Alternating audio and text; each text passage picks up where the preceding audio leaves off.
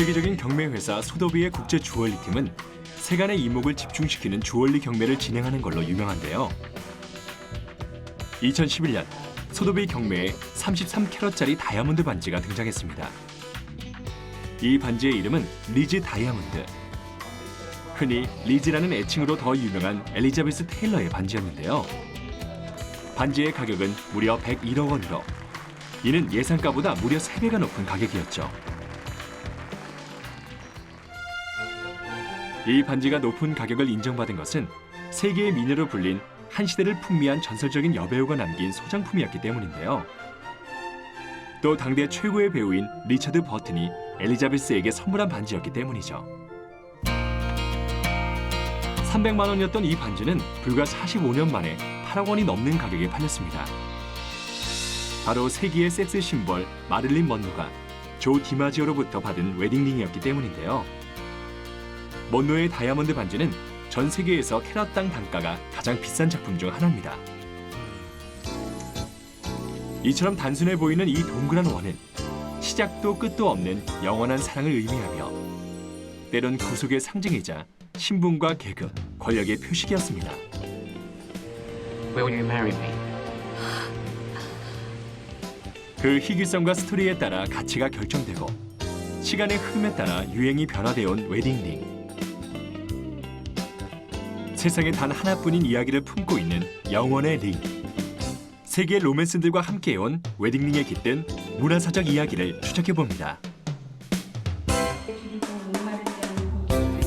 결혼이란 의식에서 빠질 수 없는 가장 중요한 한 가지, 바로 웨딩링인데요.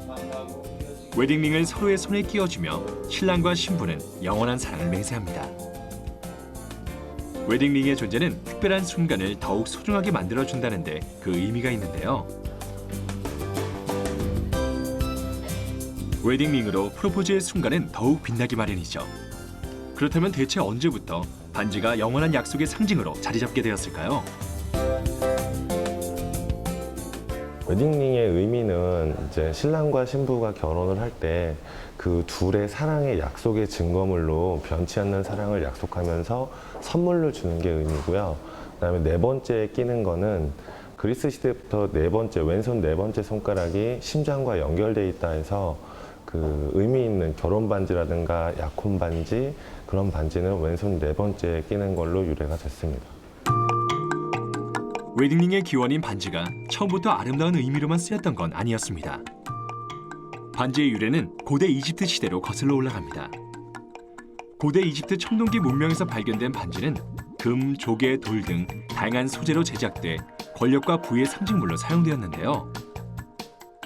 반지의 원형은 태양의 신으로서 이 원을 몸에 지녀 왕권의 징표로 사용했습니다. 이때의 반지는 도구적 기능도 수행했는데요.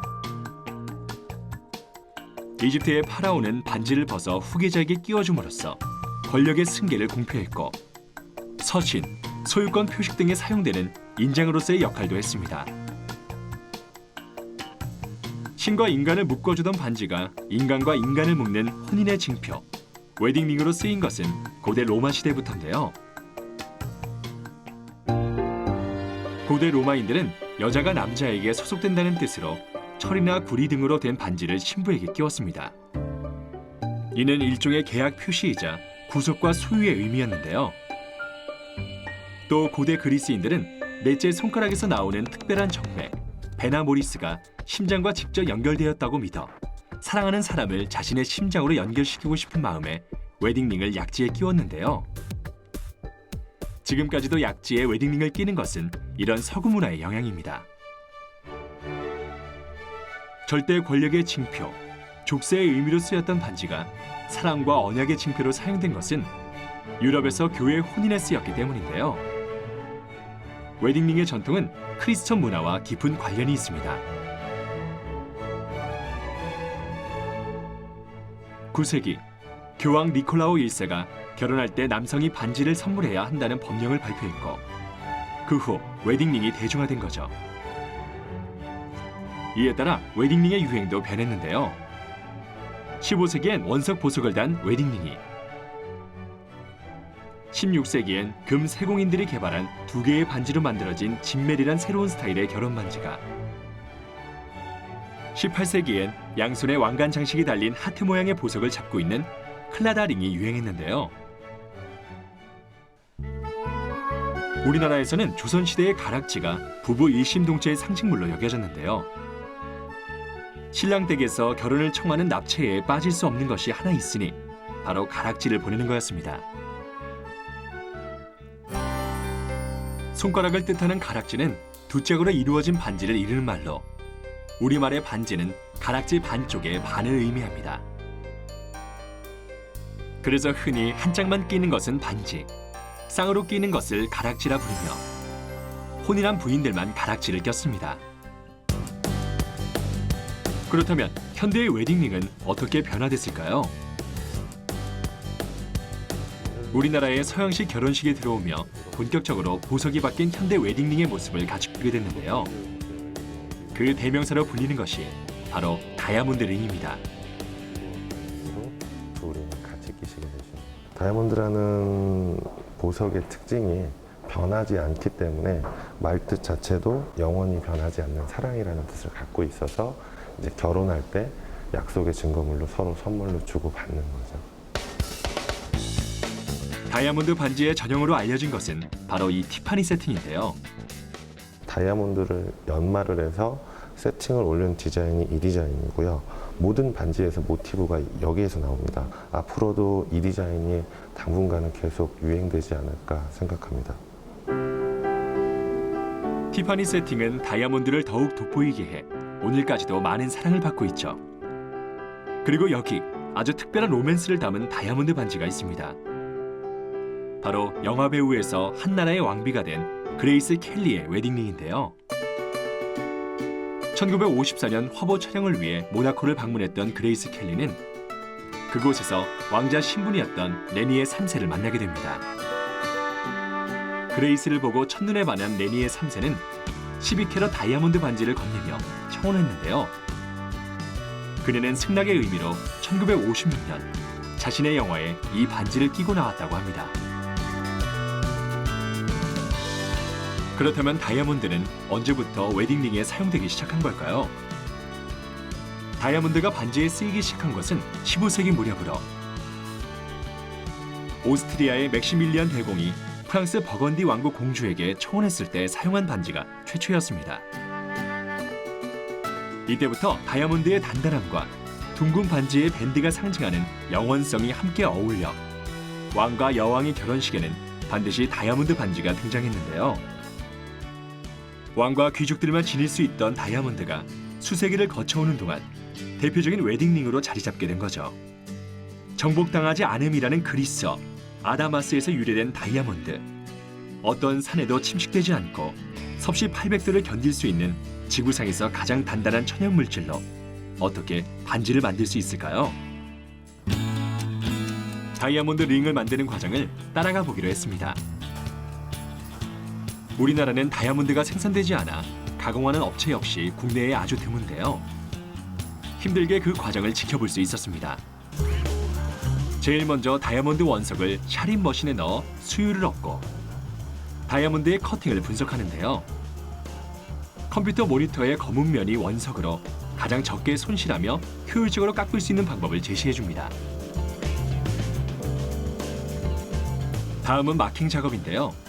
팔면체의 원석 다이아몬드를 2개로 쪼개 한 개는 최대 중량으로 나머지 한 개는 추가적으로 확보할 수 있도록 선을 긋는 작업입니다.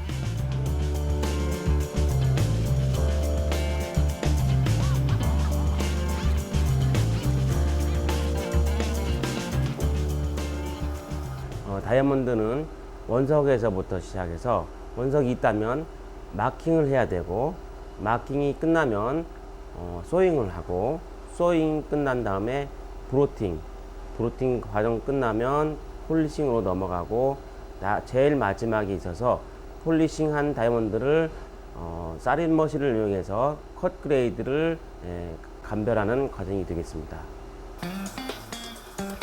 이제 다이아몬드 원석을 2개로 쪼개야 하는데요. 다이아몬드를 절단할 수 있는 것은 다이아몬드밖에 없습니다. 구리로 된 얇은 톱날에 다이아몬드 분말을 발라 원석을 잘라냅니다. 이때 톱날이 빠른 속도로 회전하기 때문에 집중하지 않으면 상처를 입을 수 있고 노련한 기술자가 아니면 원석이 깨질 위험이 많습니다. 분할 작업이 끝난 뒤 브루팅 작업을 통해 다이아몬드의 원형을 잡아주는데요. 공업용 및 합성 다이아몬드로 브루팅 기계에 고정된 다이아몬드와 마찰을 일으켜 다이아몬드의 외곽 부분을 둥글게 처리해줍니다.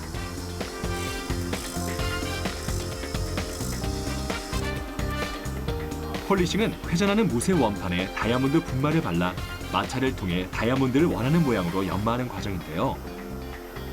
이를 통해 정확한 각도와 대칭으로 다이아몬드의 58면을 만들어내고 최종 형태를 잡아줍니다.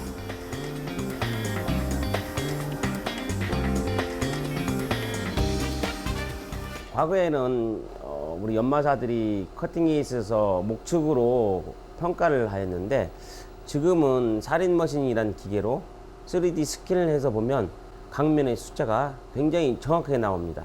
그래서 저희들은 엑설런트 컷뿐만 아니라 모든 다이아몬드 가공을 하기 위해서는 이 살인머신을 많이 사용하고 있죠.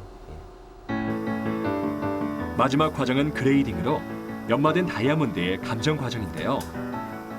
4C, 즉 투명도, 색상, 연마 상태, 무게의 기준에 따라 다이아몬드의 가치와 등급이 정해지는데 과거 육안으로 감정했던 것과 달리 최근에는 샤린 머신을 통해 손쉽게 감정이 가능합니다.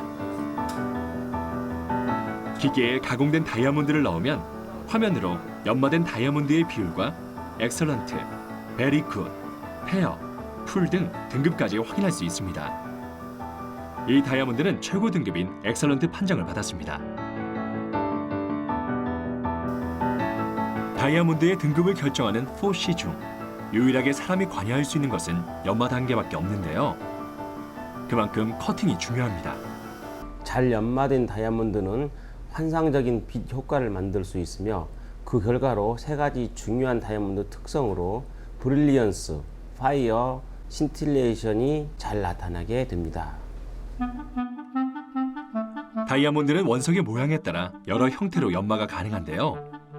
물방울형, 에메랄드형, 보트형, 타원형 등 다양한 종류가 있지만 그중 가장 많이 알려진 모양은 라운드 브릴리언트 컷, 즉 원형입니다. 이 형태는 다이아몬드의 광채를 가장 반짝이게 만들어 오랜 세월 신부들의 사랑을 받고 가장 대중적인 기법으로 자리 잡았죠.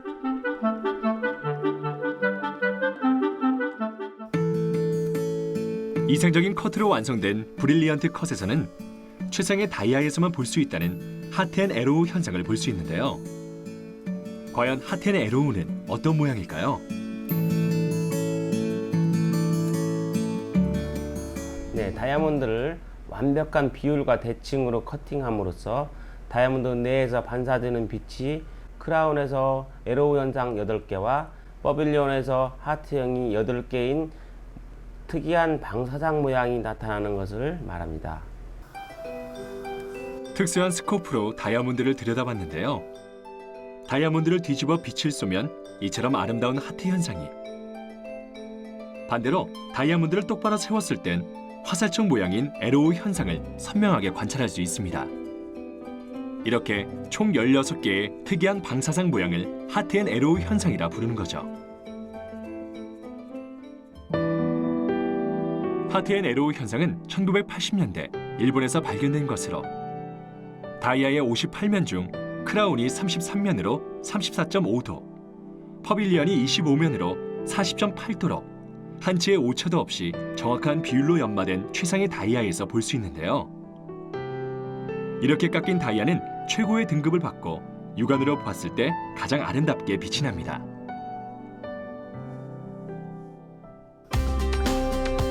그렇다면 이렇게 연마된 다이아몬드는 어떻게 링과 결합해 영혼의 상징인 웨딩링으로 만들어진 걸까요?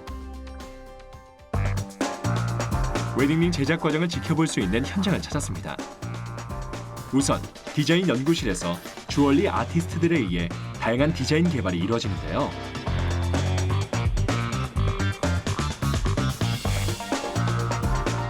주얼리 컨셉을 바탕으로 작품을 스케치하고 수없는 변형과 수정을 반복해 하나의 스케치를 선택합니다.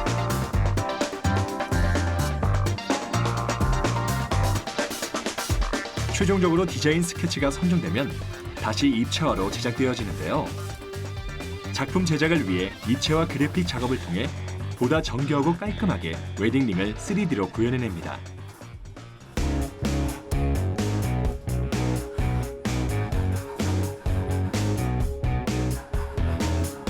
이렇게 CAD 작업으로 완성된 디자인은 공방으로 넘겨지는데요.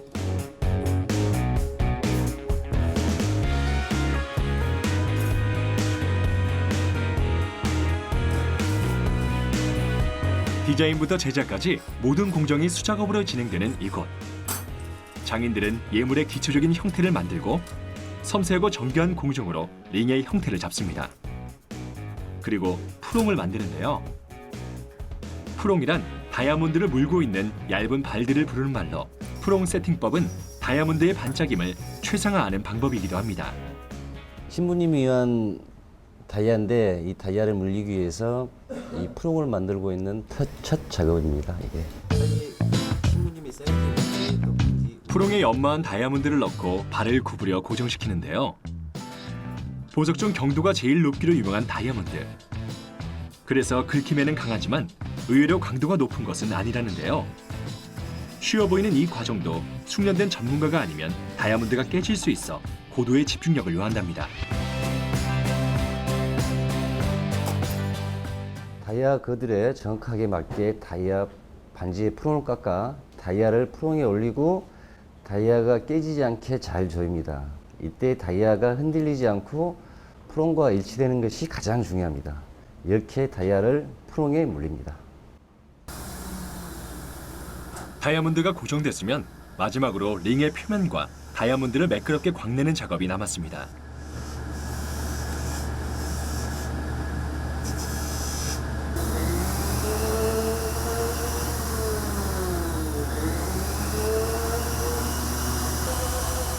이렇게 긴 작업 끝에야 비로소 하나의 빛나는 웨딩링이 탄생하게 되는 거죠.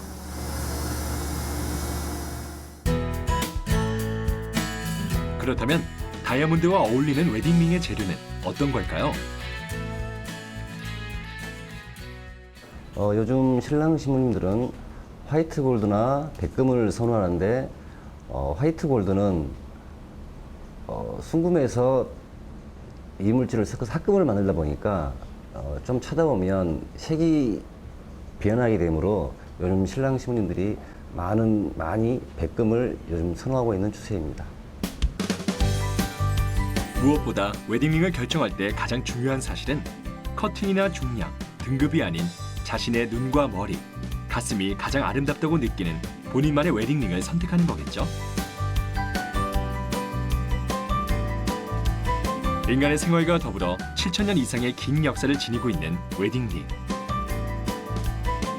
손 위의 공간을 장식하는 하나의 독립된 오브제면서 인간과 인간 사이의 관계 설정을 하는 중요한 장신구의 역할을 하고 있는데요.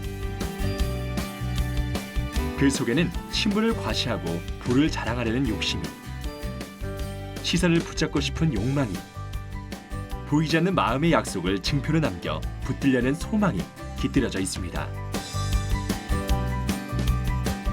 하지만 과거나 현재나 똑같은 것이 있다면 웨딩링은 영원히 여성들의 가슴을 뛰게 하고 또 그녀들의 손가락 위에서 빛날 거란 사실입니다.